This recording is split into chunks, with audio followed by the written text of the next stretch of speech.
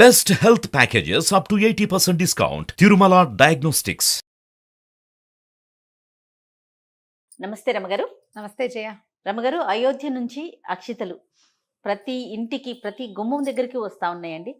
ఆఖరికి దేవాలయాల నుంచి మేళతాళాలతో తీసుకొచ్చి మరీ ఇస్తూ ఉన్నారు కదా.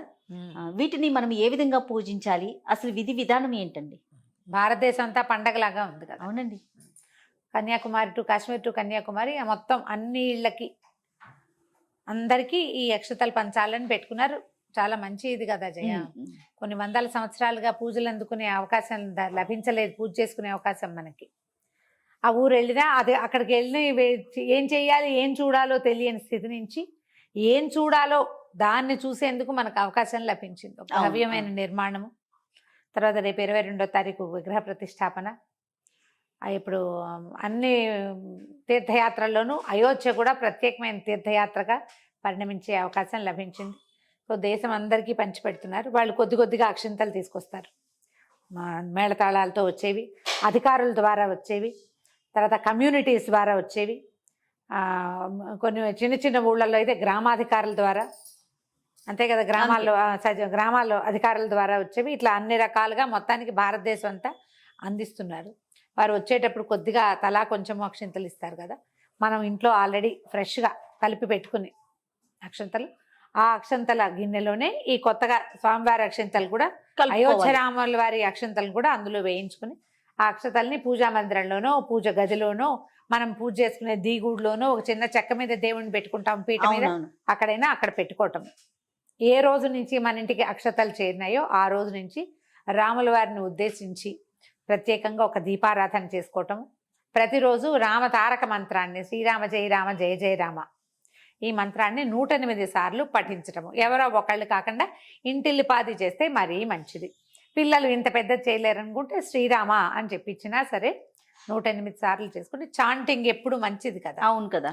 ఇది అయ్యేదాకా 15వ తారీఖు దాకా పంపిణీ కార్యక్రమం జరుగుతుంది, 1 నుంచి 15 దాకా. అయితే ఆ రోజు నుంచి రోజు దీపారాధన చేసుకోండి. 22వ తారీఖు మళ్ళీ బాగా దీపారాధన చేయి. 5 దీపాలని నాకు ఒక వార్త వచ్చింది. 22వ తారీఖు ఇళ్లలో 5 దీపాలు వెలిగించండి అని. మన అవకాశాలను బట్టి దీపారాధన ముఖ్యము. దీపారాధన చేసుకోవటము. ఈ అక్షతల్ని ఆ రోజున ప్రతిష్టాపన పూర్తయిన తర్వాత మనకందరికీ టీవీలలో సోషల్ మీడియాలో ప్రఖ్యాతంగా కనపడుతూనే ఉంటుంది. ప్రత్యక్ష ప్రసారాలే చూస్తాం కదా. ప్రతిష్టాపన అయ్యాక ఆ అక్షింతలు అందరం శిరస్సు మీద ధరించటం. వాటిని దాచిపెట్టుకోవాలా, బీరువాలో ఉంచుకోవాలా అని భావించొద్దు. రోజు బయటకు వెళ్ళేటప్పుడు 2 అక్షంతలు నెత్తి మీద వేసుకోవటం మంచిది. మనం ఎక్కువ వాటిలో కలుపుకుంటాం కాబట్టి ఉంటాయి కదా. అవును. ఏదైనా ముఖ్యమైన పని మీద వెళ్ళేటప్పుడు వేసుకోవచ్చు. అక్షతలు కొంతకాలం తర్వాత మెల్లిగా పాడవుతాయి. బీరువాల లోపల పెట్టుకోపోకండి, గాలి పారే చోటే పెట్టుకోండి. రోజు వారెడ్డి 2 అక్షంతలు వేసుకోవటం. ఈ వారం రోజులు ఉంది కదా గ్యాప్ మనకి 22 దాకా. ఇన్నాళ్ళు వాటి పూజ చేయటం, రోజు దండం పెట్టుకోవటం. అవి మన కంటికి కనపడేలాగా పెట్టుకోండి. ఒక భరణిలోనో ఒక బౌల్లోనో పోసి పెట్టుకుంటే సరిపోతుంది. మనకి అయోధ్య నుంచి వచ్చిన ఉత్తర్వు అయితే అదే. మన ఆ తర్వాత 22వ తారీఖు ప్రతిష్టాపన జరుగుతుంది కాబట్టి శ్రీరామనవమి అనగానే మనకి రాముల వారి పండగ అనేసరికల్లా వడపప్పు పానకము చేయటం మన పద్ధతి. ఆయా ప్రాంతాల్లో ఎలా ఆచరిస్తారో ఆ ప్రాంతాల ప్రకారం పూజా విధానం చేసుకుంటాం.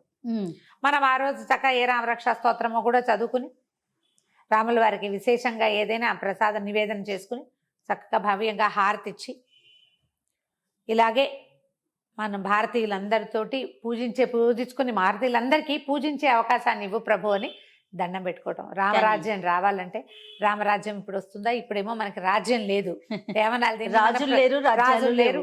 కాకపోతే ప్రజాస్వామ్యంలో కూడా మన హక్కులు కోల్పోకుండా, మన బాధ్యతల్ని మర్చిపోకుండా, మనం అధికారులతోటి ఇదైపోకుండా, దాని కింద వంగిపోక్కర్లేకుండా ప్రజలకి ఎవరి జీవితాన్ని వాళ్ళు ప్రశాంతంగా జీవించే అవకాశం కల్పించు ప్రభు. నీ రాజ్యంలో, రాముల వారి రాజ్యంలో అలాంటి అవకాశం ఉంది. అకాల మరణాలు లేవు రామరాజ్యంలో, అకాల మృత్యువు లేదు, అనారోగ్యాలు లేవు, ఏ తండ్రి కాటకాలు లేవు. ఏ తండ్రి తన కొడుక్కి తలకొరివి పెట్టవలసిన అవసరం ఉండేది కాదట. ఈతి బాధలు లేవు, విపరీతమైన వానలు కానీ, అకాల వర్షాలు కానీ, తర్వాత ఏమో కాటకం కానీ లేదు ఆ కాలంలో. ఋతువులు సజావుగా ఉండేవి. మనకు కూడా అదే కదా కావాలి జయ. అంతే కదా. మనకి ఇప్పుడు రాజక్కర్లా, రాజులు కాదు మనకు కావాల్సింది. రామరాజ్యంలో పరిస్థితులు ఎలా సామరస్యంగా ఉండేవో అలాంటివి కావాలి. అప్పుడు సామరస్యం ప్రజల మధ్య కాదు, ప్రకృతి కూడా సామరస్యంగా ఉండేది. అవును, సామరస్యంగా ఉండటం అంటే సహకరించేది ప్రకృతి. సామరస్యంగా ఉంటే సమరసాలు, ఎప్పుడు ఏది ఉండాలో అదే ఉండాలి.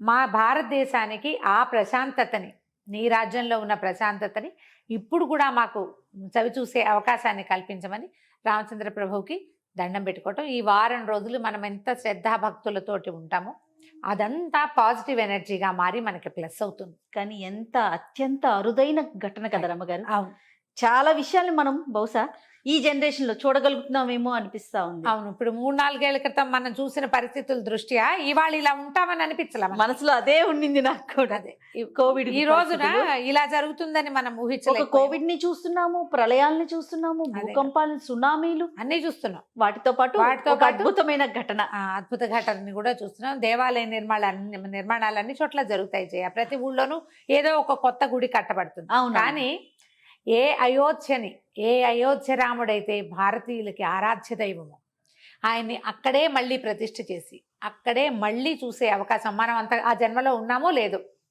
ఆ కాలంలో మనం పుట్టున్నామో లేదో మనకు తెలియదు. ఇప్పుడు ఈ కలికాలంలో కూడా మనం అప్పటి త్రేతాయుగపు నాటి రాముల వారి వైభవాన్ని, ఆనాటి రాజ్య తాలూకు పరిస్థితుల్ని మనం మళ్ళీ చవిచూడ ఆయన చూస్తున్నామంటే రాజ్య పరిస్థితులు కూడా వస్తాయేమో, భగవంతుడు మనని కరుణిస్తాడేమో. ఎందుకంటే ఇది ఎక్కడెక్కడి నుంచో వచ్చి మన నెత్తి మీద పడిపోతున్నాయి సమస్యలు. అవును, అవి రాకుండా ఉండాలని దండం పెట్టుకోవటం, ప్రార్థన చేయటం, నిరంతర రామనామ జపం చేయటమే భారతీయులకి శ్రేయస్కరం. అద్భుతం. నమస్తే. నమస్తే జయ.